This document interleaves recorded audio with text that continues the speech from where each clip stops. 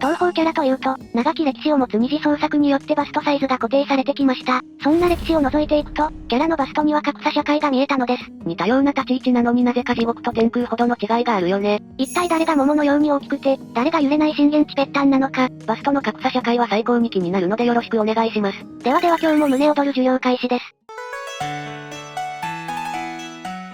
それではまずはじめにレイマリのバスト議論です。東宝プロジェクトの主人公である白霊レイムと霧雨マリサか。この二人を白黒つけるならば、マリサの方が小さいでしょう。認めたくないけど、正直ボーイッシュのマリサの方が小さくなりがちだよな。相手で隠してくれるマリサもかなり見かけますけどね。白霊レイムはご存知白霊神社の巫女さん。3月生など、容姿、性格の幼い相手と絡む場合は相対的にお姉さん補正がかかるので、結構大きく書かれることが多いですよね。と言っても少女らしいキャラだから極端に大きくはならないんだよな。また欲のゆかりなどといった五大老やラスボス級の大きい相手には、少女らしさが優先されて小さくなりがちだよね。しかしレイムの最大の特徴である脇巫女として書かれる場合は、脇から胸のラインを強調するためか最低限のバストの大きさはそれなりに確保されます。その素晴らしい考察に震えた。だからそれなりに実ってくれているのか。ちなみに、風神録立ち絵ではなんと膨らみがちゃんとあるんですよ。嘘だろ、将来暗算型確定か？そして霧雨マリサは人間なのに魔法が使える少女です。通常魔法使いになると妖怪の類に入るんだよな。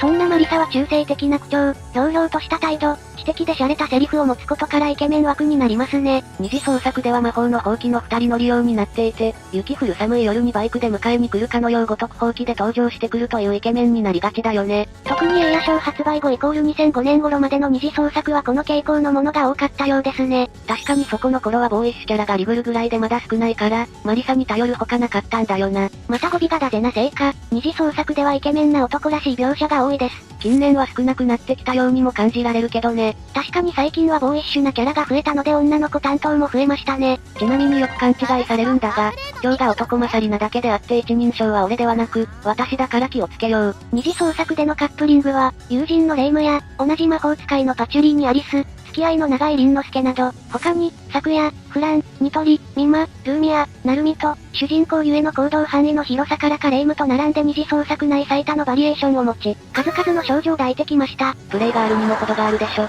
このように金髪美少女にもかかわらずイケメン要素を持ち合わせているので、レイムと対照的になりやすいですね。低身長設定があり、レイムより身長は低いという設定からも、レイムより小さく書かれることに後押しされてるだろうね。ただし、二人ともまだまだ、か弱い少女なので将来が楽しみです。か弱いというか恐ろしいほどたくましいです。それでは次に紹介する東方胸格差社会2組目は、ゆゆみょんです。魂魄用無採用時ゆゆ子のことだな。これは鉄板中の鉄板だぜ。まず採用時ゆゆ子は、冥界の白翼楼に住む亡霊でお嬢様です。ひょうひょうとしていて、その真意がつかめないミステリアスなキャラクターだぜ。性格はのんきでおおらかな性格をしていて、東方地霊気伝では疲れた悟りをおんぶしていましたね。どっちでもいいから変わってほしいです。そんなゆゆ子様はその性格や立ち位置、そして一番の特徴である大食いという二次設定のために胸が豊かに書かれることが多いです。その歴史は非常に古く、ヨーヨーム当初から年上のお姉さんキャラとしての立ち位置を不動のものとしていました。ゆゆ子がぺったんというイメージが一切湧かないもんな。また格ゲー作品の水無双や悲壮点ではキャラの中でも大きめに書かれています。そこから来ている可能性が高いですね。そして、魂魄用無は採用時ゆゆ子との対比でぺったん扱いが目立ちますね。魂魄用無は二刀流の剣士にして庭師でもあり、ゆゆ子に仕えていて彼女の警護と剣術指南役を任されているぜ。そんな用無はゆゆ子様と同じもの食べてるのになぜだみょーん、というのがお決まりでしょう。なぜスレンダーになりがちかというと、やはり剣士なだけあって胸は邪魔になることから来ているんだろう。武道系女子は晒しを巻いて邪魔にならないように固定していたらしいですからね。女子の応援団長など男勝りなキャラが、下着代わりに胸を締め付けるために使うイメージがあるぜ。晒しを使うことにより、男らしさが増しますよね。かっこいいんだけど、自身の胸について乙女らしく悩むなどでのギャップが好きだぜ。また見た目、性格とも未熟さや幼さが残る部分があるせいもありますね。東方暴月賞では同年齢っぽいようなレイム、マリサ、昨夜から可愛がられていたしな。このようなことから、みょんちゃんが胸がぺったんなのは鉄板でしょう。胸でうまいこと言わんでいいねん。それでは次に紹介する組は、天線、カップリング名が合ってるのかわかりませんが、ひなない天使と茨城河川のカップリング名って意外と聞かないよね。彼女たちはカラーも対になっていて、わがまま天人と、説教好きの仙人という立ち位置から対となっている存在です。そして、バストサイズも対となっています。河川は前回の胸が豊かなキャラでも紹介した通り、性格も見た目もお姉さんらしく漫画を見ればよくわかるのですが、完全に母音キャラ。これは確定演出きました。また漫画作品ではなぜかピンク髪が主人公になりがちで胸が豊か。もちろん悟りお姉ちゃんも合わせてね。しかもやたらと河川は胸を持ち上げている場面が多く、ドキッとした読者も多いはず。先輩に説教され続けたいです。例えばこういったイラストのように片方を腕組みして、胸を強調してもう片方の手で人を指さすというポーズが定番。特に、東彩先生が作画を担当する彼女の初登場作品にして主人公を務める東方茨河川では、5話以降において明らかに豊かに描かれていて、シリーズの公式作品ということもあって、多くのファンから公式母音キャラのように認識されていますね。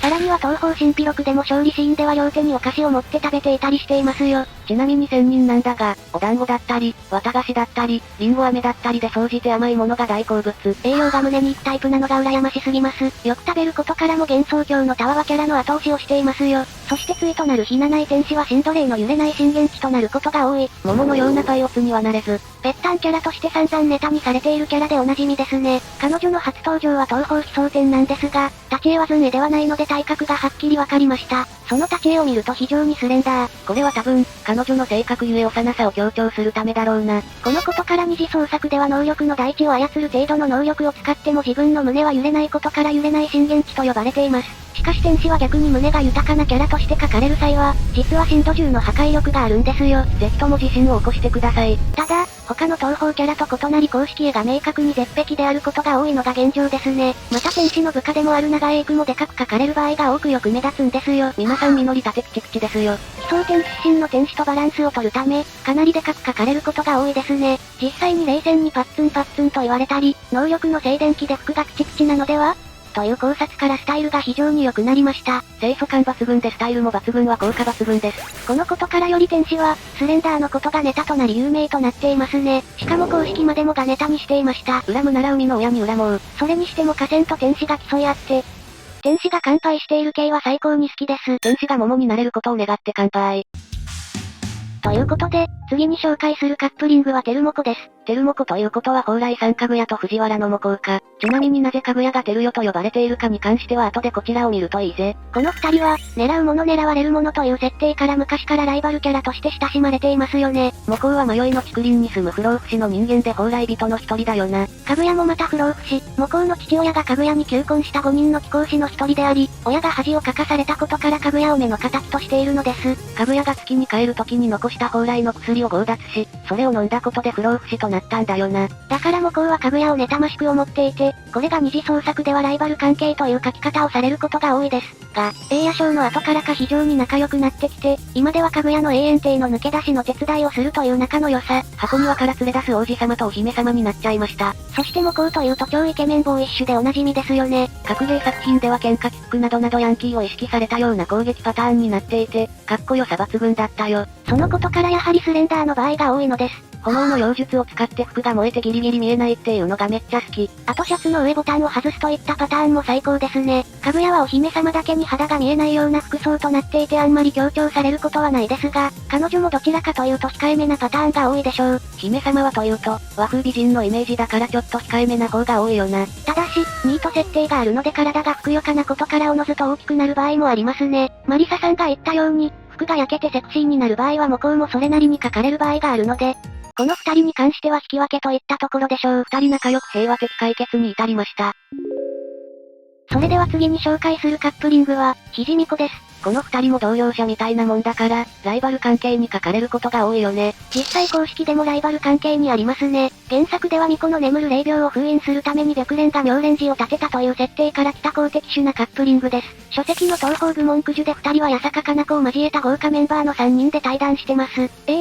対談の内容は父議論だったかな。いや巫女が異常に不利だろ。彼女たちは話が合う時もあれば、合わない時はその辺一体が吹き飛ぶ雰囲気でした。蜃気楼では旗の心を相手に、妙なところで意気投合しています。その後も神秘録、憑依花で共演していて、商売の敵であるにもかかわらず、なんだかんだお互いを認め合っている様子。そんな二人はやはりバストも対となっていると、そう、皆さんもお分かりだと思いますが、白蓮の方が大きい。別に小さいつとハートつけなくていいでしょ。聖白蓮は幻想郷で仏教を広めようと妙蓮寺を作りました。ちなみに妙蓮寺の建設は商売敵の森屋一家がやってくれたようだ。白蓮は多くの妖怪たちを仏道の弟子としていて、寺で共に暮らしているが、妖怪たちからとても慕われているよな。東方愚問九樹では幻想郷における仏教徒の代表者として、聖白蓮がその仏法の考えの下で、立場が違う人物たちとも対談している場面が見られましたよ。幻想郷ではお酒で交流を交わすことが多いので、少し人間と打ち解けにくいようです。ちなみに、妙蓮寺の弟子たちは隠れてお酒を飲んでいます。いや飲んでるのかよ。そんな白蓮は服装においても、胸元の黒布が編み上げのように交差されていることで、その豊満さを強調していますね。それがわかるのがやはり格芸作品。立ち絵はわかりづらいのですがドット絵ではしっかりとした膨らみが描かれていて、ついつい見惚れてしまった人は多いでしょう。なんと見事な聖なるファイカと、たっぷんな父揺れを見せていますよ。これが噂で聞く幻想郷の絶景スポットの一つ妙蓮寺の大仏か。実際にバイクに乗り出すときはライダースーツとなるのですが、よく見ると谷間が強調されていますね。黄昏さん噛みすぎました。そして巫女は巫女とほぼ同じ意味で使われるのですが、こちらの場合は元ネタの聖徳太子が、皇族であることからではないかと思われますね。つまり神の血を引く子供ってことね。巫女は生まれた時から尋常ならざる才能を持ち、人間を超えるべくして超えた人物にして現在は仙人。着用している耳当ては、能力ゆえに耳が良すぎるため聞こえるのをある程度制限しています。住人の話を同時に聞くことができる程度の能力は、余計な声まで聞こえてしまうようだな。便利なようで、悟り妖怪たちと同じように少し面倒な能力でもあるようだぜ。彼女は仙人ではありますが、完全に俗世間との関係を断つことはせずちょくちょくと人間社会に手を出しているようです。阿久の考察によると、おそらく為政者であった頃の名残からのようですね。そんな巫女が説いているのは白蓮の仏教とはまた違う道教というもの。そして巫女も先ほど紹介したマリサやモコウのようにかなりボーイッシュで美少女というより、イケメンが似合うお方のことから、他のものとのカップリングのために胸は比較的控えめになることが多いですよ。その代わりに脇巫女を与えられていますよ。代わりってことはないと思うけどね。また、巫女にはれっきとした妻がいたり、愛されしペットがいるのでどうあがいても胸はぺったんなことが多いでしょう。特別胸で競争というのはあまり見られませんが、カップリングとしてはかなりの差で書かれる場合が多いですね。果たしてこの先巫女が白蓮に勝てる時が来るのか。これはもしかしたら、大化の改新になるかもしれません。その時には巫女もう死んじゃってるよ。それでは次に紹介するバスト格差社会は狛江駅。上司にして閻魔の式駅山座部と部下にして死神の小野塚小町のことだな。白黒はっきりつける生真面目な性格の式様が、サボり癖のある小町を叱るシーンが本編中の多くのルートで見られたこともあって、主従カップリングとして高い人気を誇っていますね。確かに歴代でもトップクラスに有名で人気があるよな。まず式駅山座部は第9弾東方海塚のラスボスにして、楽園の最高裁判長です。担当は幻想郷の死者を裁くことで、我々に最も関係が深い閻魔様です。閻魔様というとめちゃくちゃおっかない存在と皆さんも思っちゃうと思うのですが、意外にも幻想郷演技の危険度は極低だったのです。やはり式様はいい人だということだな。そして小町の種族は死神で、式駅の部下でもあり三途の川の渡し盛りをしていますよ。非常にマイペースな性格をしていて、よく仕事をサボっていますよ。死神の目で相手の寿命を見ることができるようですが、自ら相手を殺して死に導くようなことはしないですね。ただ、渡し賃を支払えないものや、ケチるようなものは三途の川に放り出されてしまうことになるようです。見た目通りの江戸っ子気質で弾幕では、豪快に小銭をばらまいています。あの銭段が超厄介なんだよな。小町はサボったりはしますが、人を見る目があり、なんといっても貝塚のセリフから見てあの閻魔の式様直々に雇ったようなのでかなり優秀でしょう。そんな駅、小町ともに他の東方キャラとのつながりが比較的薄いこと、同様の組織に属するキャラが他に存在しないこともあって、カップリングとしては固定度合いが高いですね。小町が仕事をサボって式様が説教するというのが定番だよね。しかし、貝塚エンディングでは式様もサボって花見をしたりと、本来はもう少し緩やかなんですよ。そんな上司と部下という関係の二人ですが、バストサイズは部下の小町の方がでかい場合が多いですね。初登場の貝塚でも胸が豊かで、奇想天の立ち絵でも胸が豊かなことから公式的にも小町は胸が母音キャラとして扱っている可能性が高いですよ。貝塚の立ち絵は寸志が塗っているわけではないんだけど、胸がゆったりしているよね。また立ち絵で見る限り、東方のキャラクターでは非常に高い部類で、だいたい170センチ弱と言われています。小町めちゃくちゃモデル体型じゃん。その体格の良さと、江戸っ子口調からも胸がでかいキャラというのが定着していますね。しかし意外にも四季様に叱られた時には、キャンという可愛らしい声を出していますよ。ギャップ萌えで魂を狩られました。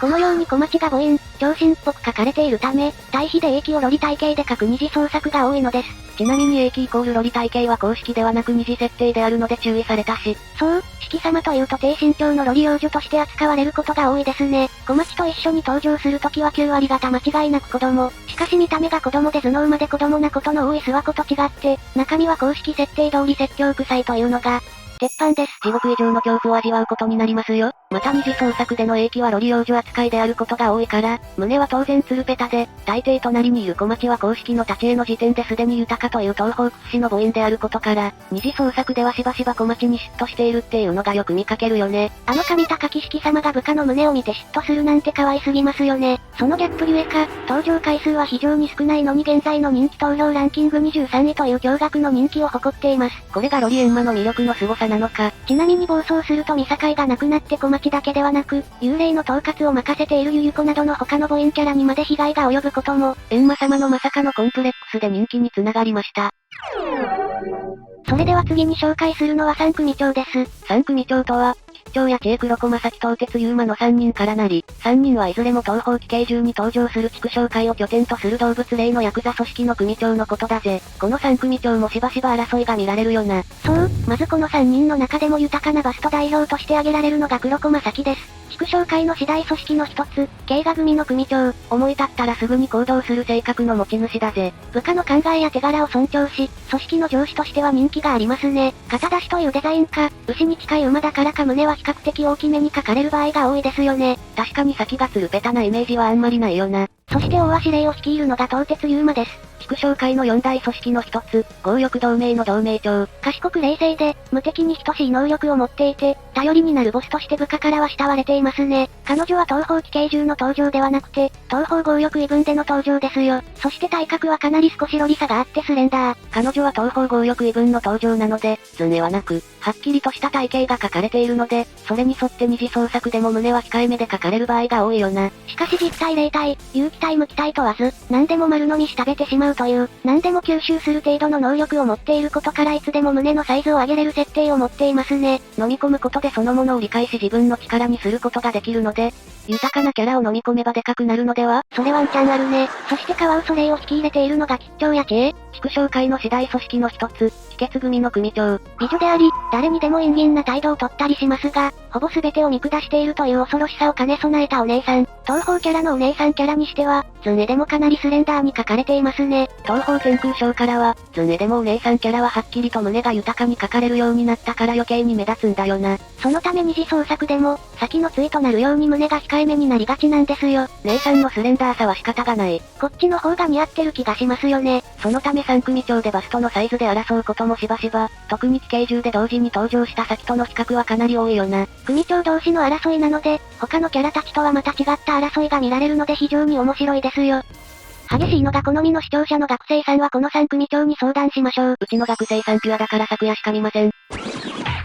それではラストに紹介するのは、レミフラです。スカーレット姉妹議論は最高に面白い。スカーレット姉妹は言わずと知れた吸血鬼姉妹で、レミリアは500歳でフランは5つ下の495歳となっていますよ。前回のコウマ間の関係性についても紹介したけど、非常にレミリアはフランのことを慕っている雰囲気があったよな。そんな二人は、レミリアは北欧神話の一番偉い神様であるオーディンが持っている槍のグングニルを持っていて、フランは北欧神話に出てくる巨人のオースルトが持つ杖、ガイナスマの杖というレイバテーンを持っていたりと杖になっている部分がありますね。性格もレミリアが明るくて、フランがどちらかというと陰なことが多いよな。そんな二人の将来のバストサイズを考えていきましょう。これはどっちかというと、妹のフランの方が育つっていうイメージがやはり強いですよね。レミリアは逆に小さいままでいてほしいっていうのがあるのかもな。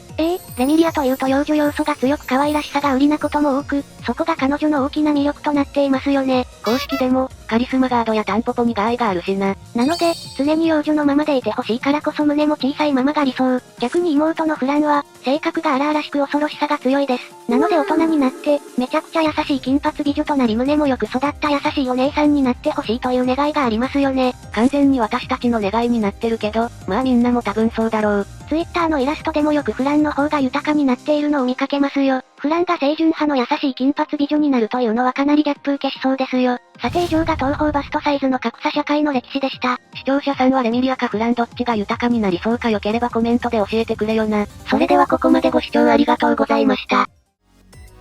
ご視聴ありがとうございました。グッドボタンとチャンネル登録よろしくお願いします。